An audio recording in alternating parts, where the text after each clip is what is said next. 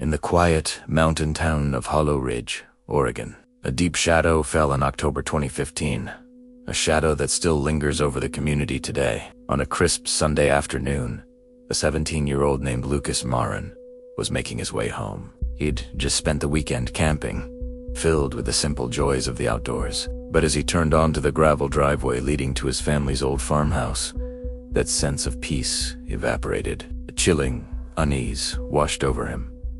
The house stood silent, unnaturally so. No lights glowed from the windows, a strange sight for a late afternoon. There was no sound of his younger siblings, Ellie and Jonah, their laughter usually echoing through the property. Even the family dog, always ready with a welcoming bark, was quiet. A knot of dread tightened in Lucas's stomach. He pushed the door open and stepped inside. The silence was even heavier in here, thick and suffocating.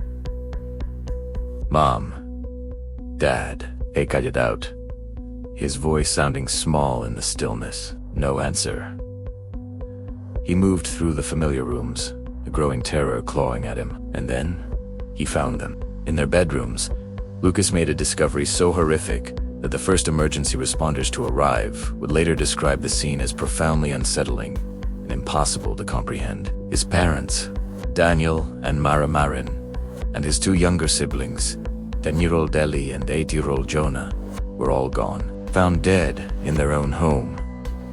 The scene defied all logic. There were no signs of a break-in, no indication of a struggle. Nothing of value had been stolen. The initial examination offered no clear cause, no single event that could explain how an entire family, except for the eldest son, could simply cease to exist. It was a complete and baffling mystery. But amidst the chaos and confusion, something on the kitchen table drew the investigators' attention, adding another layer of strangeness to the already impossible scene. A small spiral notebook lay open. On its pages, in neat handwriting, was a to-do list. Telist read. Feed the pets locked this, turn off the main water valve. Ask Neva to watch the house. Check emergency supplies. Close the shutters. Hide spare keys. At first glance, it looked like a checklist for a family preparing to leave for a long trip. Perhaps a vacation, or even an evacuation. But the Merrins never went on long vacations. Their life was rooted in Hollow Ridge. And this was no ordinary evacuation. There was no local emergency. No fire, no flood. There was no note explaining their actions. No final goodbye. When questioned, a distraught Lucas insisted his parents had been acting completely normal before he left for his camping trip. The list, like the rest of the scene, was a clue that led nowhere. It was a set of preparations for a journey that, it seemed, they never intended to take in this world. For nearly a year, the mystery of the Merrin family haunted Hollow Ridge. The police department worked tirelessly, but every lead turned into a dead end. The case grew cold, and the town was left to whisper its own theories, each more unsettling than the last.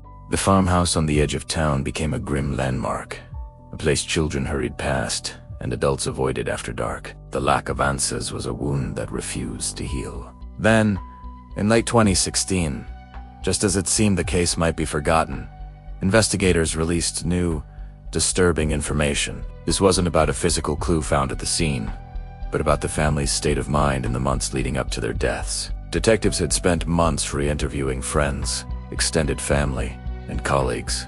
A consistent and chilling picture began to emerge. Daniel and Mara Merrin, once seen as grounded and rational people, had become increasingly fearful. They spoke quietly but often about a growing darkness in the world, a sense of impending doom that they felt on a personal level. They mentioned signs that something terrible was coming, something inescapable. Most unnervingly, they talked about the idea that their family needed to escape an unseen threat. At first, friends and family dismissed it as a desire to move away, to perhaps find a more rural, off-the-grid lifestyle, away from the pressures of modern society. It seemed eccentric, but not alarming. But the truth, as detectives would soon discover, was far stranger and far more sinister than anyone could have imagined. The real breakthrough came from a locked drawer in Mara Merrin's old writing desk. Tucked away inside, investigators found a bundle of letters, dozens of T.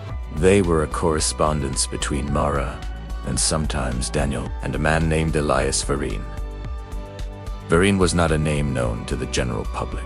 He was a convicted inmate, serving a long sentence for crimes unrelated to the Merrins, but within certain fringe communities online, he was infamous. Elias Merrin claimed to receive visions, prophetic glimpses of the end of the world. He was a leader of a small, obscure, apocalyptic belief system, preaching from behind prison walls. The letters revealed the Merrin's descent into a world of profound fear and belief. Mara's letters showed that she believed Elias possessed special, sacred knowledge about a coming global catastrophe. She saw him not as a criminal, but as a prophet. Daniel's writings were filled with a desperate paternal fear, a repeating theme of wanting to protect the children from what approaches.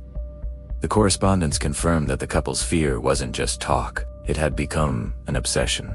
They had become convinced that the world as they knew it was on the brink of an unseen, spiritual collapse. The investigation also uncovered prison visitor logs, which showed that Daniel and Mara had traveled to visit Elias in prison on 2 separate occasions. They were seeking guidance, seeking a way out from a man who promised answers. The final letter found in the drawer was written by Mara.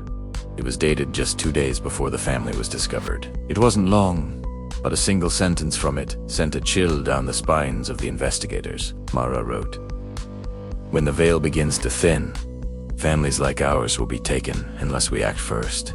What did she mean by the veil? What did she think was coming to take them? And what was the act they needed to perform first? The letter was a final, cryptic clue to a puzzle with no solution. Elias Merrin, when questioned in prison, was uncooperative. He spoke in riddles about salvation and sacrifice, but offered no concrete explanation for the Merrin's fate. He claimed their actions were their own, a choice made in the face of a truth the rest of the world was too blind to see. The investigation had found the family's motive, but it only made their deaths more incomprehensible. To this day, what truly happened to the Merrin family remains the final, haunting mystery. The official investigation concluded, but it didn't solve anything. The final report is a document of profound uncertainty. There were no toxins found in the house. The autopsies were inconclusive. There were no signs that the parents had harmed the children or themselves. There was no hidden medical condition, no environmental factor, no intruder ever identified. Nothing. The case was closed with 2 chilling phrases: cause of death unknown, circumstances unexplained. The Merrin home still stands, abandoned and decaying at the edge of Hollow Ridge. It has become a part of the town's dark folklore. Neighbors say that on quiet nights, lights sometimes flicker inside the empty house, even though the electricity was shut off years ago. Some claim to hear the faint sound of children laughing, a joyful sound that is suddenly, unnervingly cut short. The story has fractured the community. Some believe a terrible crime was committed, a perfect crime that left no trace. Others whisper that the family fell victim to a shared delusion, a psychological spiral that led them to an unimaginable end. And then there are those who live in the quiet corners of Hollow Ridge, who look at the darkening woods and feel a familiar chill. They believe the Merrins didn't die because of something they did, but because of what they believed. They believe that whatever Daniel and Mara were so afraid of was real, and that perhaps, in a way they couldn't explain, their strange preparations and their final, silent act was not an escape from life, but from something far, far worse. Thank you for watching. If you found this story as unsettling as we did, consider subscribing for more explorations into the unknown. We'll see you next time.